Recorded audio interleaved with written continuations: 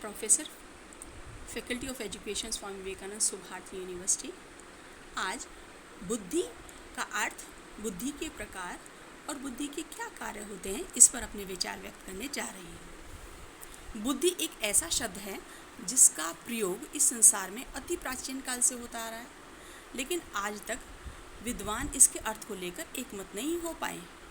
सामान्य शब्दों में बुद्धि को मनुष्य की उस योग्यता के रूप में जाना जाता है जिसके आधार पर वह कार्य करता है या किसी कार्य को कितनी सफलतापूर्वक करता है उसके आधार पर जाना जाता है।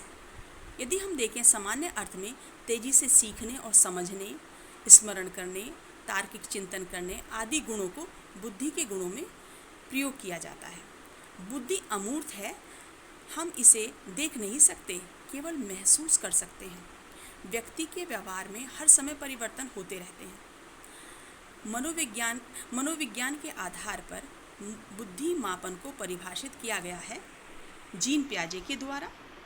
जीन पियाजे ने बुद्धि को वातावरण के साथ अनुकूलन करने की प्रक्रिया बताया है। डियरबोर्न के अनुसार बुद्धि सीखने की योग्यता है और टर्मन के अनुसार एक व्यक्ति उसी अनुपात में बुद्धिमान होता है जितना वह अमूर्त रूप से चिंतन की क्षमता रखता है। अब है बुद्धि मापन। प्राचीन काल में ज्ञान के आधार पर बुद्धि की परीक्षा ली जाती थी। वर्तमान काल में बुद्धि को एक स्वाभाविक तथा जन्मजात शक्ति मानकर उसकी परीक्षा की जाती है। 1819 में वुंट ने मनोविज्ञान की प्रथम प्रयोगशाला स्थापित की। तभी से वैज्ञानिक आधार पर बुद्धि परीक्षणों का निर्माण किया गया। 1905 में एल्फ्रेड बिने ने बुद्धि परीक्षणों के संबंध में सबसे पहला तथा ठोस कदम उठाते हुए बिने साइमन मानदंड बनाया। 1908 में इसको संशोधित किया गया। 1916 में एल.एम.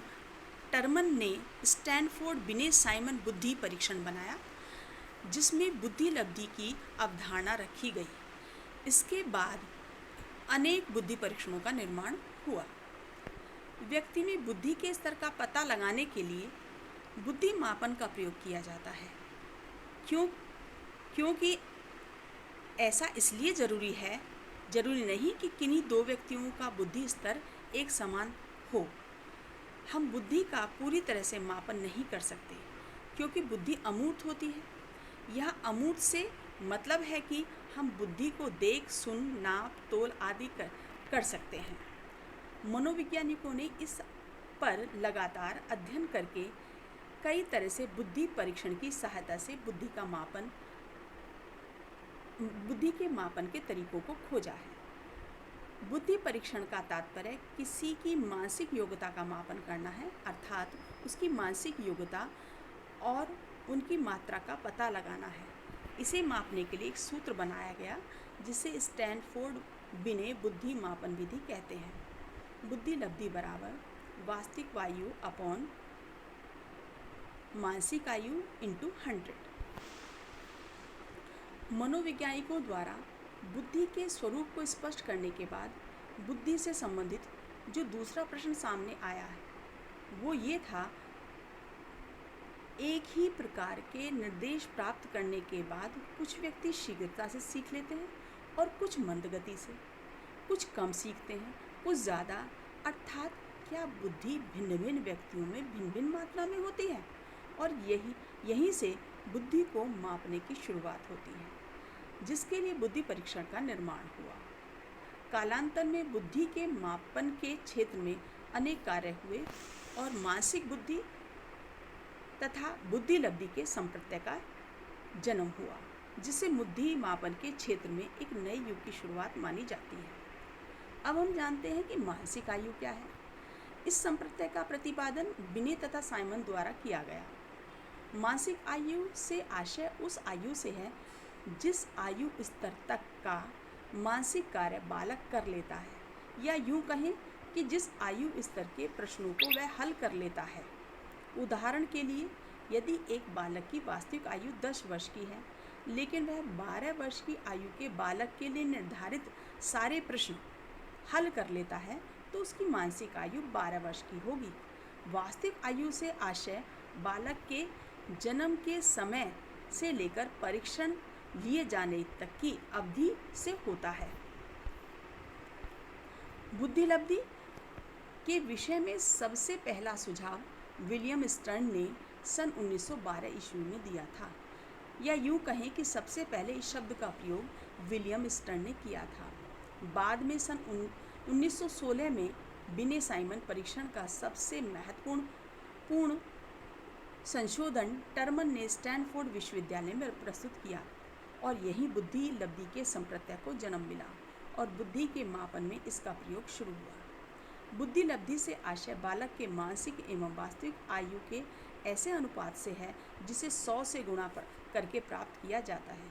बुद्धि लब्धि ज्ञात करने के लिए निम्न सूत्र का प्रयोग किया जाता है, जिसके बारे में हम पहले ही बात कर चुके हैं। बुद्धि के प्रकार। E.L. थॉर्नडाइक के अनुसार बुद्धि के 3 प्रकार हैं: सामाजिक बुद्धि, अमूर्त बुद्धि, मूर्त बुद्धि। सामाजिक बुद्धि वह सामान्य मानसिक क्षमता जिसके आधार पर व्यक्ति अन्य व्यक्तियों को समझता है तथा व्यवहार कुशलता के साथ साथ सामाजिक संबंधों को भी अच्छा बनाता है, वह सामाजिक बुद्धि कहलाती है।